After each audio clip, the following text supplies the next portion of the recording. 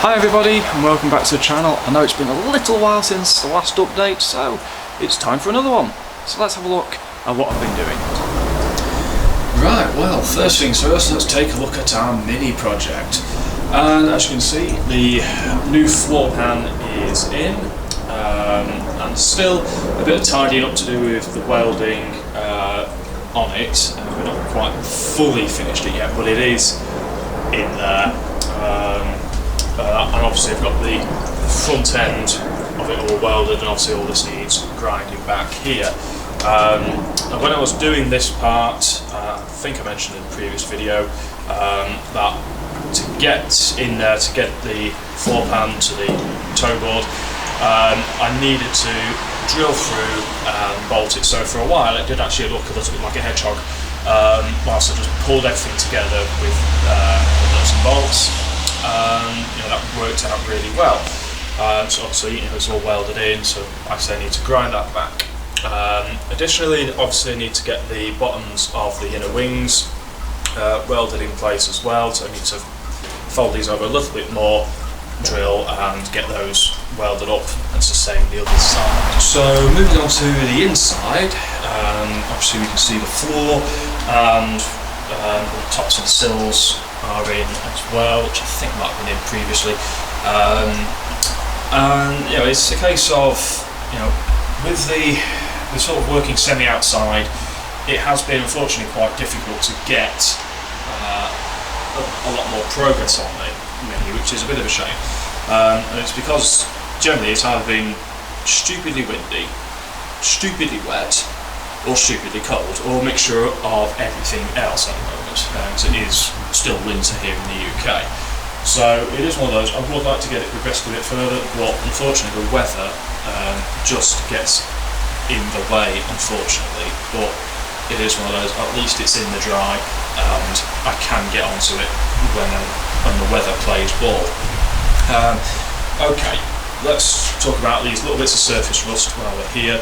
And that is all it is. It is just little bits of surface rust, so all these will get polished and cleaned up before it goes to paint. So I'm not going to worry about that. It's purely because we've not got any paint on it, and the damp air has just got to it. So it's just surface rust. It will clean up, and we'll get some paint on it when the weather starts to improve.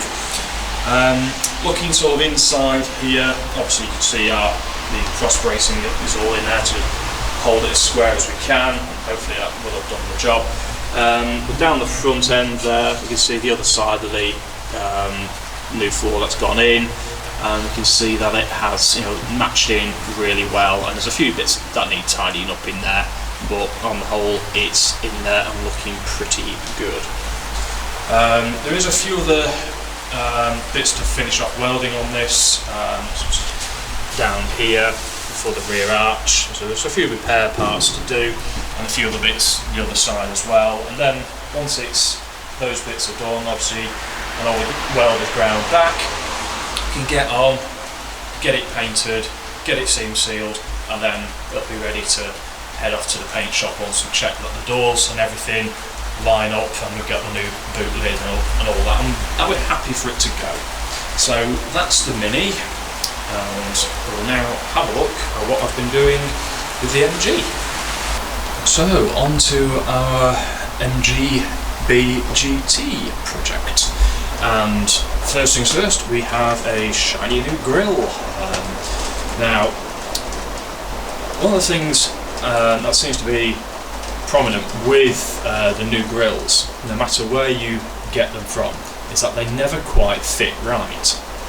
And this one has been no exception. As you can see, there is a little bit of a gap, but it's the same both sides, so it is equal.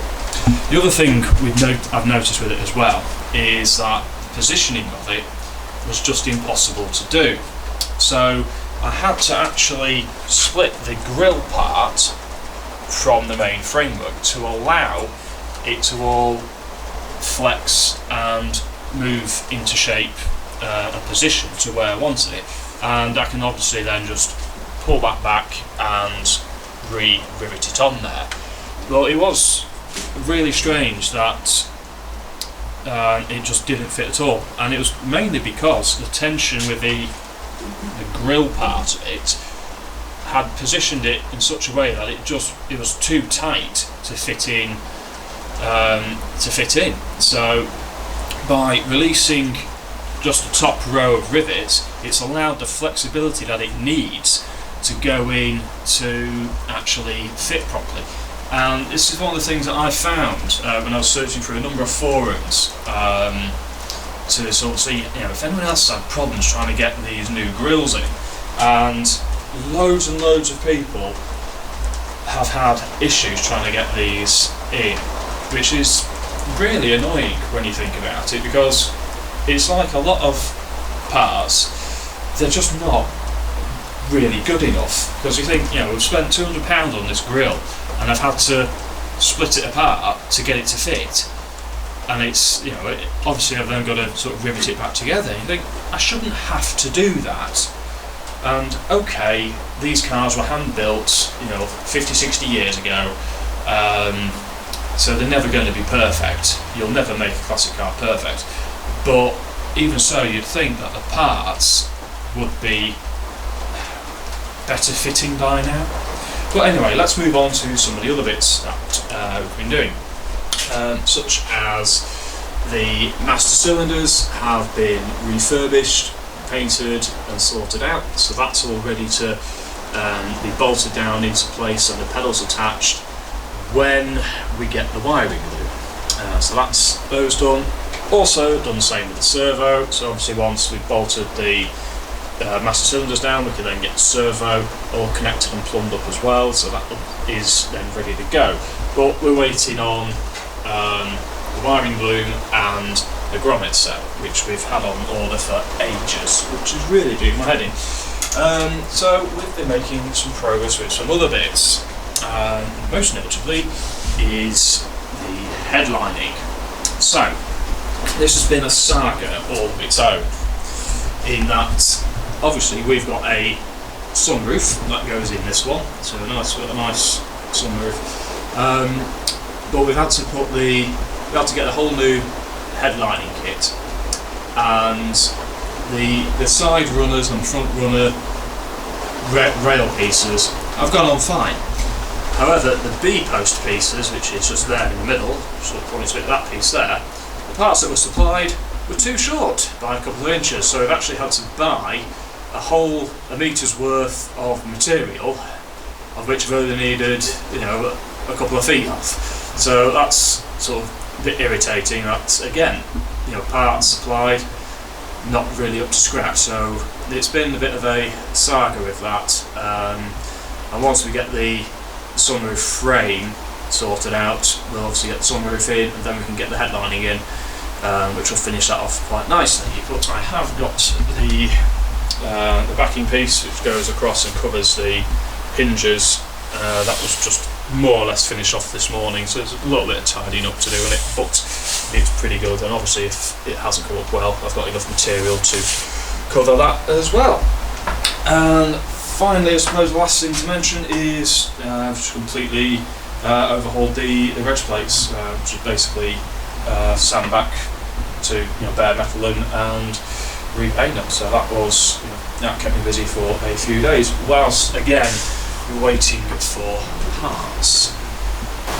So there we go, that's a little update from the workshop of what we've been trying to get on and do here. The biggest problem I have faced over the last few months has been getting the parts to be able to do the job, so I can progress things forward. So it's a bit of a mix, nothing's quite gone in the right order, but we are making progress, unfortunately, albeit slow. So when the next update will be, I'm not too sure, but hopefully we'll be able to see a lot more progress and things will have happened. So hopefully with this one we'll have the wiring loom, have the grommet set, and there'll be, the dash might be in, and a few other bits and pieces might well be finished off. So I have to see how we go. With the Mini, we might even have it finished, you never know. So anyway, thanks very much for watching. If you have liked the video, please do give us a thumbs up. Also do make sure you hit the subscribe button if you haven't done already. And until next time, happy classic motoring.